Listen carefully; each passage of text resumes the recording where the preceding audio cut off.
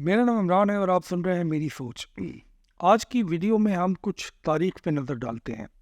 2024 में हम जो दुनिया में फसादात देखते हैं, दुनिया के मुख्तलिफ मुल्कों में जो लड़ाई झगड़े जंगें देखते हैं, ये जंगें कैसे शुरू हुई?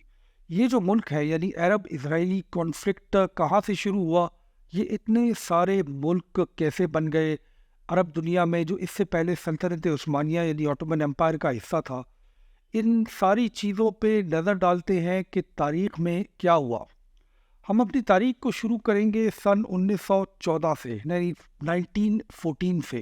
ये 1914 आज से 110 साल पहले जो है, दुनिया आज की दुनिया से बहुत मुख्तलिफ थी। और ये इतना पुराना टाइम नहीं है जितना कि आपको लग रहा है। यानी मेरी उम्र के लोगों के जो परदादा है वो शायद 1914 में ज़िंदा थे, इस दुनिया का हिस्सा थे। और उस ज़माने में जो दुनिया के हालात थे, जो दुनिया की जियो पॉलिटिकल सिचुएशन थी, दुनिया के अंदर जो मुल्क थे, जो मुमलिकतें थी, जो एम्पायर्स थी, वो आज की दुनिया से बहुत मुख्तलिफ थी। तो हम इस वीडियो में, इस सीरीज़ में हम नज़र डालेंगे कि सल्तनत उस्मानिया का फॉल कैसे हुआ और सल्तनत उस्मानिया के गिरने के बाद अरब ममालिक पे कैसे यूरोप की ताकतों ने डिवाइड उनको किया और कैसे बहुत से मुल्क बनाए गए और कैसे इजराइल का वजूद आया। यानी 1914 से लेके 1947 या 1948 तक की तारीख पे हम नज़र डालेंगे। मैं ये समझता हूँ कि आज की दुनिया के हालात को समझने के लिए हमें तारीख को समझना बहुत ज़रूरी है। मुझे चूँकि दुनिया की जियोपॉलिटिक्स को सीखने का, समझने का बहुत ज़्यादा तजस्सुस है, इस पर रिसर्च करने का बहुत ज़्यादा शौक़ है। आज की दुनिया को बनाने में आज से 110 साल पहले की जो ताकतें थी, उनका बहुत बड़ा हाथ है।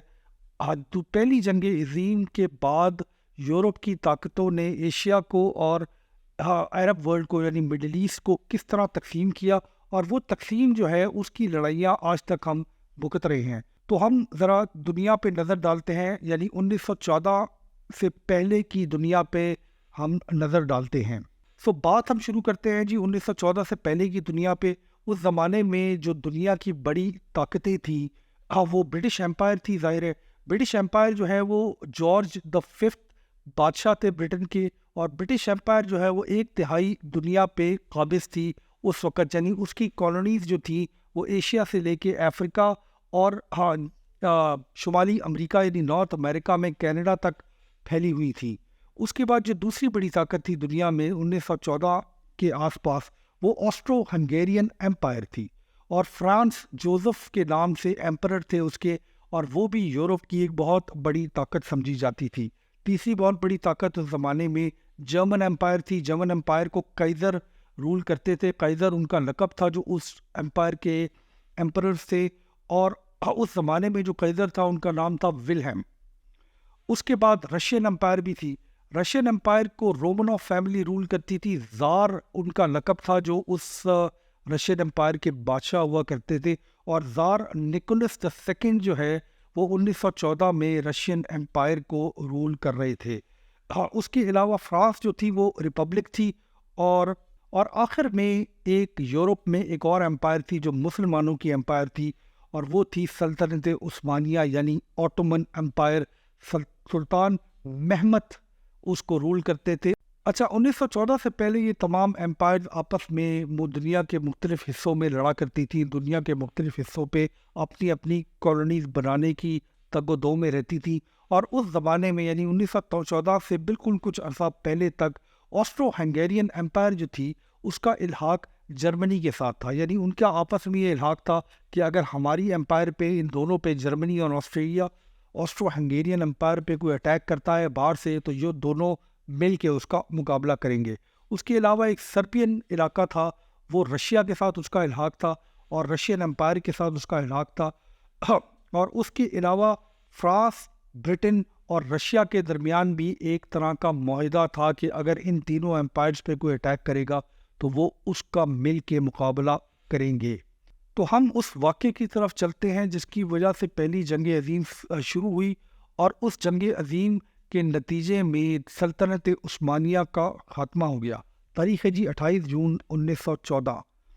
ड्यूक फर्डिनेंड जो ऑस्ट्रो हंगेरियन एम्पायर के थे, उनको एक सर्ब 28 جون 1914 کو قتل کر دیتا ہے، اور اس کے قتل کرنے کے نتیجے میں آسٹرو ہنگیرین امپائر جو ہے وہ سربیا کو انویڈ کر دیتی ہے 28 جولائی 1914 میں، اور یہ سٹارٹ تھا پہلی جنگ عظیم کا۔ میں نے آپ کو تھوڑی دیر پہلے یہ بتایا تھا کہ رشیا کا الحاق تھا سربیا کے ساتھ، تو جیسے ہی آسٹرو ہنگیرین امپائر سربیا پر اٹیک کرتی ہے تو رشیا اس کی مدد کو آتا ہے اور وہ اعلان جنگ کر دیتا ہے۔ زار نکولس جو ہیں وہ آسٹرو ہنگیرین امپائر پہ اعلان جنگ کر دیتے ہیں، اور چونکہ جرمنی کا الحاق جو تھا وہ آسٹرو ہنگیرین امپائر کے ساتھ تھا، تو جرمنی جو ہے وہ فرانس اور بیلجیم اور ہالینڈ یا نیدرلینڈز پہ اٹیک کر دیتا ہے، اور پورا یورپ جو ہے وہ جنگ کی لپیٹ میں آ جاتا ہے۔ اسی طرح برٹش امپائر جو تھی اس وقت کی، اس کا الحاق چونکہ فرانس اور رشیا کے ساتھ تھا تو وہ بھی جنگ کا حصہ بن جاتا ہے، اور اس جنگ میں اپنی فوجیں بھیج کے یورپ کا جو محاذ ہے وہ کھل جاتا ہے، اور یورپ کے اندر شدید لڑائی شروع ہو جاتی ہے۔ اس جنگ کے اندر دو سائڈیں بن جاتی ہیں، ایک سائڈ جو ہوتی ہے انگلینڈ، فرانس، رشیا، اٹلی، اور بہت آخر میں جنگ کے امریکہ جو ہے، جو اس زمانے میں ایک ایمرجنگ پاور تھی مگر وہ پہلی جنگ عظیم کے تقریباً آخر میں جنگ کا حصہ بنا، تو ان طاقتوں کو الائیڈ فورسز کہا جاتا ہے۔ یعنی ایک سائڈ جو تھی وہ الائیڈ فورسز کی تھی، اور دوسری سائڈ جو تھی وہ جرمنی اور آسٹرو ہنگیرین امپائر کی تھی، جس کو سینٹرل پاور کہا جاتا ہے تاریخ میں۔ سوال یہ ہے کہ یہ تو یورپ کی جنگ تھی، تو سلطنت عثمانیہ یعنی آٹومن امپائر جو ہے وہ اس کا حصہ کیسے بن گئی؟ تو اس کو سمجھنے کے لیے ہمیں تھوڑی سی آٹومن امپائر کی ہسٹری سمجھنی پڑے گی۔ سلطان محمد دا ففتھ یعنی سلطان محمد جو 5ویں سلطان محمد تھے، وہ ایک کافی کمزور سلطان تھے، اور آٹومن امپائر کو اس زمانے میں سک مین آف یورپ کہا جاتا تھا۔ یہ ویسے فکرہ بہت مشہور ہے اور شاید آپ لوگوں نے بھی سنا ہوا ہے۔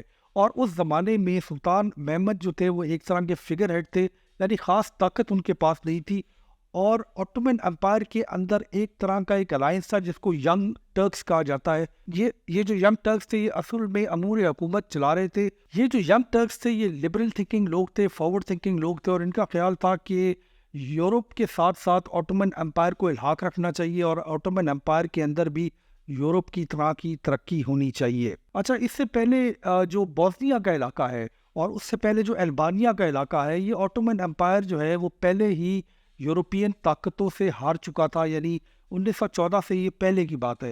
یعنی 1908 میں بوسنیا کا علاقہ یا بوسنیا جو ہے وہ آٹومن امپائر سے الگ ہو گیا، اور البانیا جو ہے وہ 1912 میں جو ہے وہ آٹومن امپائر سے الگ ہو گیا اور وہ یورپین پاورز کے پاس چلا گیا۔ اچھا، میں آپ کو ایک انٹرسٹنگ بات بتاتا ہوں کہ 1914 کے اندر دنیا کے بیشتر مسلمان جو ہیں وہ آٹومن امپائر کے اندر رہا کرتے تھے، یعنی سلطنت عثمانیہ کا حصہ تھے۔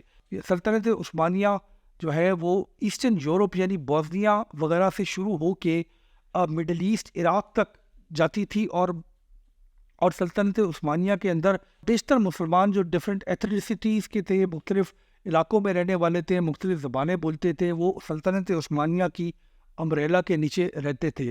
اس کے بعد جو سب سے بڑی مسلمانوں کی آبادی تھی سلطنت عثمانیہ یعنی آٹومن امپائر کے بعد، وہ انڈیا میں تھی، اور انڈیا میں اس زمانے میں ظاہر ہے کہ برٹش سامراج کی حکومت تھی، اور اس کے بعد ڈچ حکومت تھی یعنی ہالینڈ کی حکومت تھی انڈونیشیا کے اوپر، جو تیسری بڑی آبادی تھی مسلمانوں کی۔ تو آزاد حیثیت میں صرف آٹومن امپائر کے نیچے مسلمان تھے 1914 میں، باقی علاقوں کے مسلمان کسی نہ کسی یورپین پاور کے زیر سایہ زیر اثر رہا کرتے تھے۔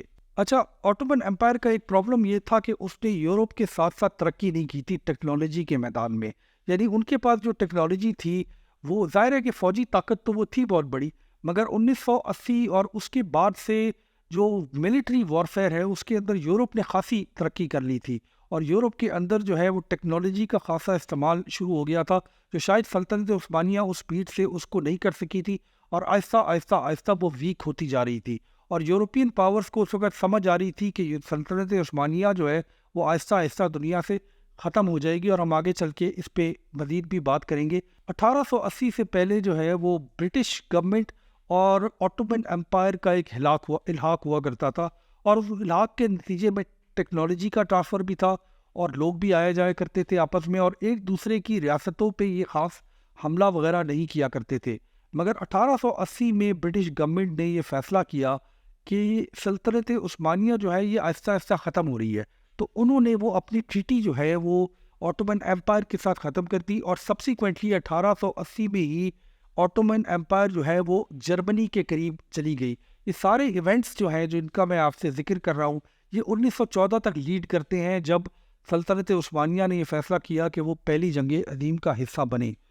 تو 1880 کے بعد جرمنی اور سلطنت عثمانیہ کہاں سے قریب آ گئے، اور اسلامک سٹڈیز جس کو آج آپ کہتے ہیں، اس کی شروعات ایکچولی جرمنی سے ہوئی، جس زمانے میں جرمنی میں بہت ساری یونیورسٹیز ہوا کرتی تھی، تو اسلام کے اوپر ماڈرن ریسرچ جو ہے وہ جرمنی کی یونیورسٹی سے شروع ہوئی، اور اس کو اورینٹلزم کہا جاتا ہے۔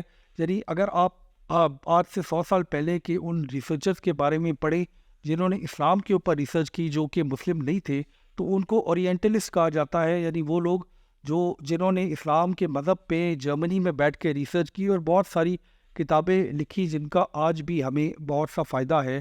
اس کے علاوہ ان کے الحاق کو میں آپ کو اس طرح سمجھا سکتا ہوں کہ اس زمانے میں جرمنی سے استنبول تک ایک ریلوے لائن بچھائی گئی، اور ایک بہت مشہور ٹرین اس پہ چلائی جاتی تھی جس کو اورینٹ ایکسپریس کہا جاتا ہے۔ یہ اورینٹ ایکسپریس کا نام جو ہے یہ بہت سے لوگوں نے سنا ہے، یہ آج بھی دنیا میں ایک لگژری ٹرین سمجھی جاتی ہے جو جرمنی سے استنبول تک بچھائی گئی لائن پہ چلا کرتی تھی۔ یعنی اس کا مطلب ہے کہ جرمنی اور آٹومن ایمپائر یعنی استنبول کے اندر جو لوگ رہتے تھے ان کے درمیان خاصی قربت تھی، اور وہ ایک دوسرے کے خاصے قریب تھے۔ تو میں اپنی آج کی تاریخ کو اس جگہ پہ ختم کروں گا کہ جرمنی کی جنگ میں آٹومن ایمپائر کیسے شامل ہوئی۔ تو میں نے آپ کو یہ بتایا تھا کہ سلطان محمد جو تھے وہ فگر ہیڈ تھے اس زمانے میں، مگر وہاں پہ ینگ ٹرکس جو ہیں وہ اصل میں امور حکومت چلایا کرتے تھے۔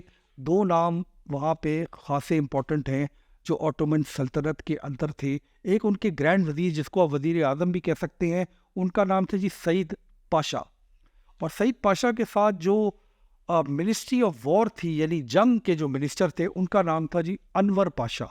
یہ دو شخص ایسے ہیں جنہوں نے سلطان محمد کی بیک پہ جا کے اگست 1914 میں ایک معاہدہ کیا جرمنی کے ساتھ، جس کا جو ہے وہ سلطان کو نہیں پتہ تھا، اور اس معاہدے کی روح سے آٹومن ایمپائر جو ہے وہ جنگ کا حصہ بنی، اور آخر میں انہوں نے سلطان محمد کو کنونس کر لیا کہ ہمیں بھی اس جنگ کا حصہ بننا چاہیے۔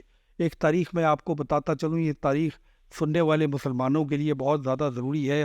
نومبر 1914 میں آخری دفعہ تاریخ کے اندر ایک مسلم خلیفہ نے جہاد کا اعلان کیا، وہ سلطان تھے، سلطان محمد۔ انہوں نے آخری دفعہ کال ٹو جہاد دی تمام دنیا کے رہنے والے مسلمانوں میں، چونکہ اس کے بعد خلافت ختم ہو گئی مسلمان دنیا سے، تو اس کے بعد ظاہر ہے کہ مسلمان دنیا میں کبھی کسی نے پوری دنیا کے مسلمانوں کو جہاد کی کال نہیں دی۔ اور تاریخ ہے جی نومبر 1914، اور اس تاریخ کو آٹومن ایمپائر سلطنت عثمانیہ نے یورپ کی جنگ کا حصہ بننے کا فیصلہ کیا، اور یہ شاید ان کے خاتمے کا پہلا قدم تھا۔ اس کے بعد کیا ہوا یہ سنیے گا اگلی ویڈیو میں۔ بہت شکریہ۔